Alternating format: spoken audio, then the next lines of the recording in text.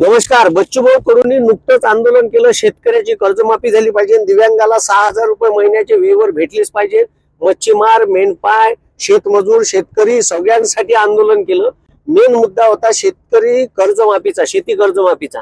आता ठीक आहे, देवेंद्र फडणवीस त्याला सांगते ठीक आहे का आम्ही एक कमिटी नेमू आणि कमिटी नेमून किती किती शेतकऱ्यावर कर्ज आहे ते पाहू.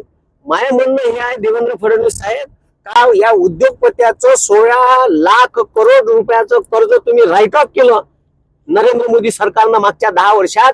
तर कोणती समिती नेमली तुम्ही? फक्त शेतकऱ्याचं कर्ज माफ करायचं आहे 1-1.5 लाख करोड रुपयाचं. ठीक आहे, महाराष्ट्रातलं तर खूप झालं तर ठीक आहे 50-60 हजार करोड रुपयाचं कर्ज असत. हे कर्ज माफ करायचं आहे तर तुम्ही समिती आम्हाला सांगून राहिले. मग हे उद्योगपत्याच्या बाजूचं सरकार आहे, शेतकऱ्याच्या हिताचं नाही. हे लक्षात घ्या शेतकऱ्यानं.